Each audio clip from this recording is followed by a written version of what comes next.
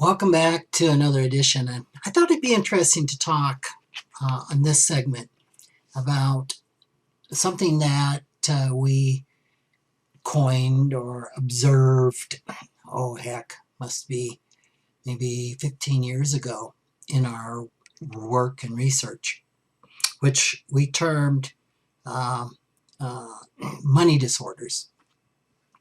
And there's actually, well, I think initially we called them uh, dysfunctional money behaviors.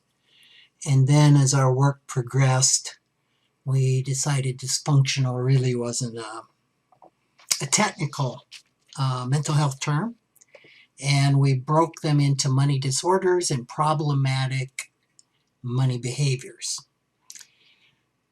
And I'll explain a little bit more as to why. Let's just talk first a little bit about how a money disorder is formed. And whether it's a problematic behavior or money disorder doesn't matter. These are behaviors. And so what happens is there's some type of trauma or drama that happens in our life. Typically, this is when we're young. Typically, it's when we really have no filters. We have no way of knowing it's even a trauma. We have no way of judging that this is appropriate or inappropriate, but we experience some type of trauma. And as I explained in a previous podcast, trauma is on a continuum. There can be traumas that on a 1 to 10 are 1, and traumas that are 10. A 1, if it just happens once, probably is not going to hang around or really impact us. A 10 could impact us, absolutely happen once and impact us for the rest of our life. But you could have a series of 2, 3s, or 4 traumas that happen over and over again, maybe hundreds, thousands of times, that will form quite what they call a complex trauma. So in some way we experience a trauma. It can be around money or it can not be around money, which it's real interesting. I don't have a percentage on this, but it's just as common to find a money behavior, a money disorder that's problematic, that is hurtful, that actually has its roots in something that was not monetary to speak of. So we experience a trauma and then we make up a story.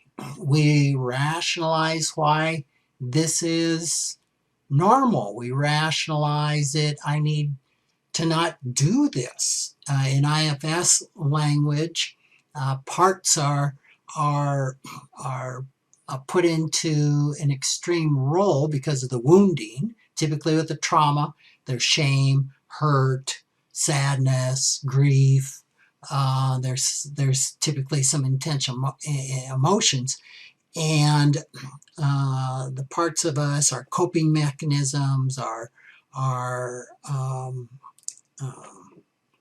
ego, I forget the term for that right now. Our egos will defend around this, and they'll come up with a story or a behavior or something that says, when this happens, or to keep this from happening, here's what I need to do, because this is obviously the story. So we learn these lessons. The trauma may happen over and over. The story gets reinforced, the lessons get reinforced, and from that there is a universal truth that is taken from that. And in our work we often call these money scripts. And there are literally an unlimited number of money scripts. Most of us have 50 to 200 really predominant ones that operate 24/7. In most cases, they're undiscovered, subconscious, until we take time out to figure out what our systems believe about money. So these money scripts then turn into habitual behaviors, right? So we organize our behaviors around the belief system. And this is why you've heard me say so many times that there is no illogical behavior around money. Because underlying that seemingly illogical behavior is a perfectly logical money script. It's a perfectly logical response to the traumas, the stories we make up, and the money script.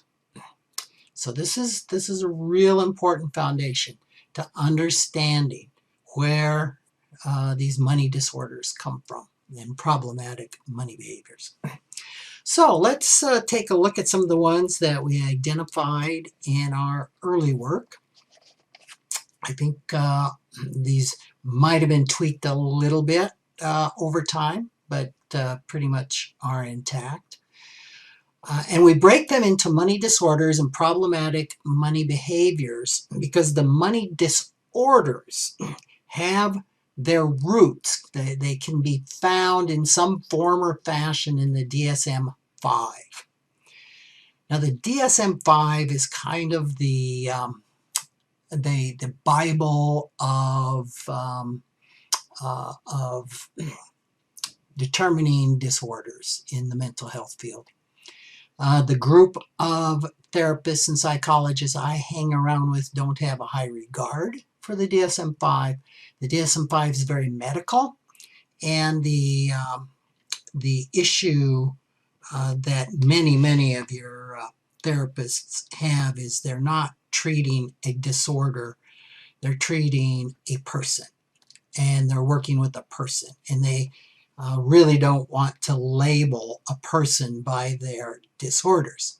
And where the DSM-5 really becomes necessary is when there's insurance involved in reimbursing the therapist for their services. Insurance requires a diagnosis of some type. So many of the therapists I know are what's called private pay, and so they don't take insurance, and the DSM-5 just has really not much importance, I would say, as far as in their practices. So that's my own personal bias. Is I kind of agree with all the therapists and psychologists that feel diagnosing people there's not, it's really possibly not even healthy. All right, so, but anyway, not everybody agrees with that, so we like to give a little scientific foundation for some of these. And the first one would be workaholism. Workaholism is one of my system's drug of choice. I think it's pretty common. And it's one of the disorders that you really can get a lot of kudos for. You can be well paid for it, right? But the problem with workaholism is it just crowds out relationships. I know at the peak of my workaholism, I was probably working about 80 hours a week.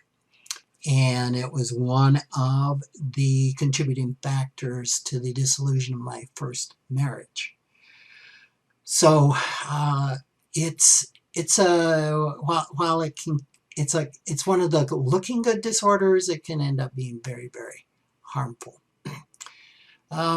Compulsive buying is another one. Onomania, it actually has a term, onomania, which is just what it sounds like, just buying. Gambling is one of the disorders, which we're not talking about going out and enjoying yourself. I live in Rapid City, South Dakota. We have Deadwood, South Dakota nearby, which has legal gambling. So we're not talking about going up to Deadwood for an evening and you put a cap of $50 on what you're going to lose, and it's the night's entertainment. We're not talking about that. We're talking about compulsive, addictive gambling that actually harms or threatens a person's financial well-being. Hoarding is another. Again, hoarding isn't necessarily collecting things. It's hoarding things to the point that you can barely get through someone's house or your own house.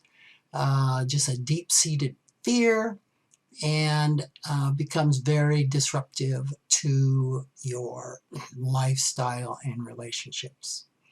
And then the final one is financial dependence, where a person becomes dependent upon anything or any organization for their livelihood. I think of financial dependence, probably the most classic case is a child who remains dependent upon parents for well into adulthood for their livelihood or their sustenance. It can also be dependency on government. Any type of financial dependency that can be deemed where a person is trapped, or it's really unhealthy for the person. So these are the behaviors. Now, what I'm not doing in this segment is giving you any ideas yet on how you overcome these behaviors, these disorders. My intent basically today is to just expose these to you, and with the idea of, as I talk about them, to see which of these may be present in your life. Quite frankly, I don't think I've ever met somebody that didn't have a money disorder or problematic money behavior. And truly, if you have none of these, I would be very interested in hearing from you.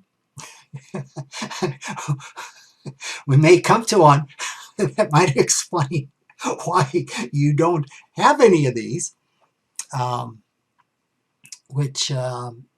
let's just talk about it, because it's the first one in problematic money behaviors. It's called financial denial, right? So if you say I don't have any of those, maybe that's the first place to explore. Is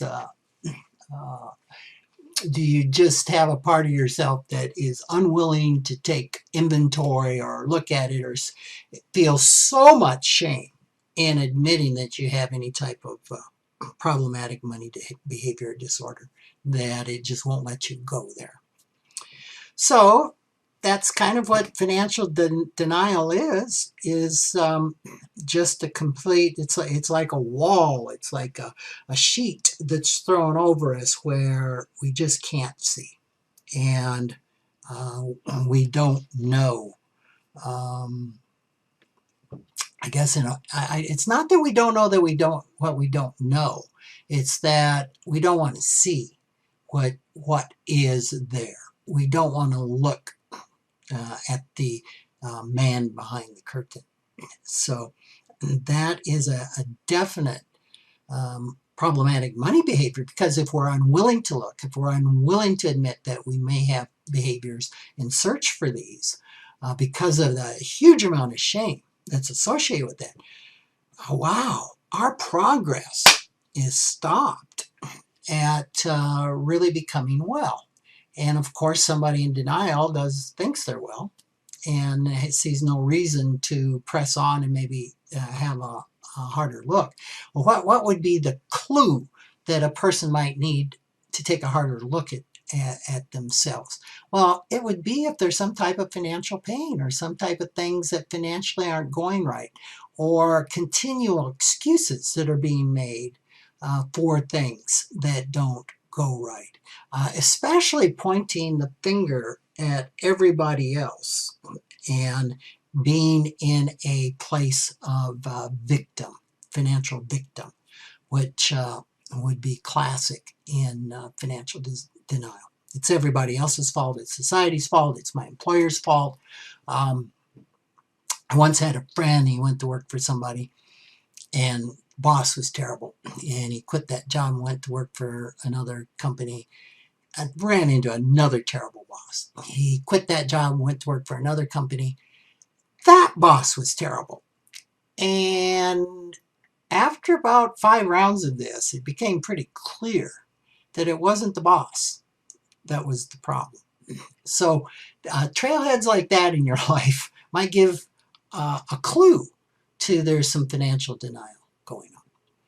Another problematic money behavior that I really wrestled with when I first considered this is underspending. Now, this is the Financial Wisdom of Ebenezer Scrooge, which is a book I co-wrote with the Claunces. We took a look at Ebenezer Scrooge, who is a classic underspender. We're not talking about healthy frugality. We're not talking about living on less than you make, which is necessary to build wealth. We are talking about underspending to the point that a person's safety becomes at risk. I remember a client who is a classic underspender. In retirement, could have been spending 3 times what they were.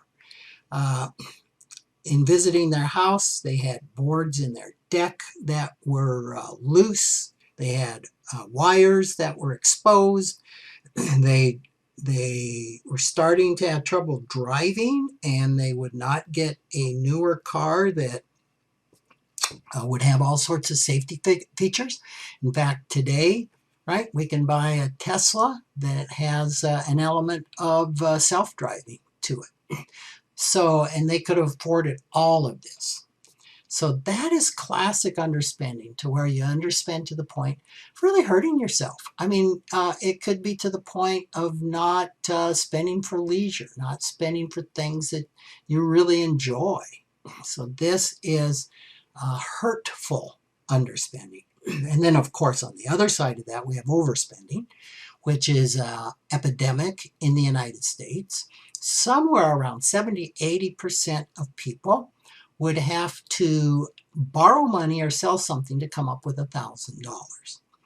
I think last time I looked, and these stats could be about 5 years old, that only 9% of Americans could or had $100,000 liquid saved in retirement plans or taxable accounts or something like that.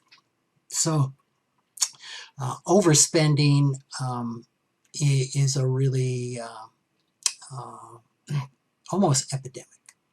Financial enabling, remember we talked about dependence being one of the disorders. Well, financial enabling is on the other side of dependence. That classically would be the parent who keeps giving to the kids. And I could tell you a bunch of war stories of parents who just kept giving to their kids to the point they didn't even need to get jobs.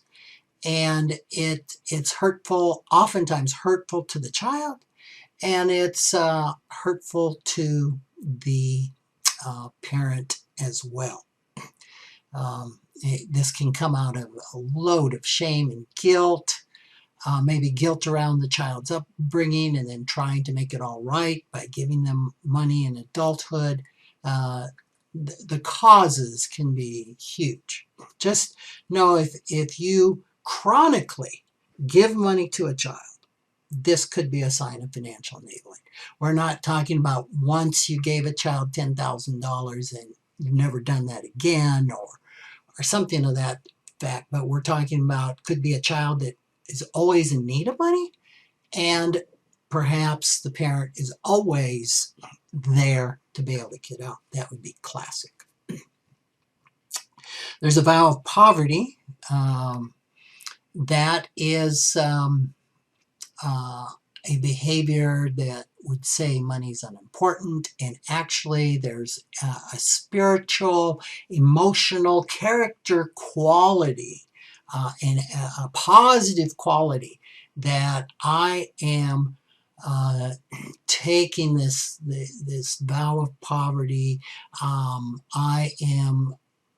It would almost kind of be a little bit around underspending, but it comes with a different intent. The intent is not saving money or building money. The vow of poverty, probably you've given away all your money. It can get an air of spiritual superiority. In some of the areas I run in, therapists may call this spiritual escape. Not necessarily, doesn't mean everybody with spiritual escape is taking on a vow of poverty. But it's often seen, quite frankly, in the helping professions, mental health professions, in the clergy ministry, some of these areas. Then there's financial enmeshment. This is inappropriate boundaries, inappropriate sharing of financial information and problems with children. And this can cause a number of problems, obviously. Think of it as information that the adult needs to be talking to another adult about, not an 8-year-old, a 6-year-old, a 12-year-old, etc. Then there's squandering of sudden windfalls, big one, whether it's an inheritance, lottery, signing bonus, any type of large amount of money that comes a person's way. It's more often than not, this money is squandered. And there's research out there that shows, in 3, 4, 5, 7 years, a lot of these windfalls are gone. And then finally, the last one is poor financial decisions, which can really encompass a lot of things. But again, we're not talking about a poor financial decision. The average millionaire makes, I think it's 3.8, maybe it's 3.1, really bad financial decisions in their life. The average non-millionaire makes 1.6. All right? So people that accumulate wealth make twice the bad decisions of people who don't accumulate wealth.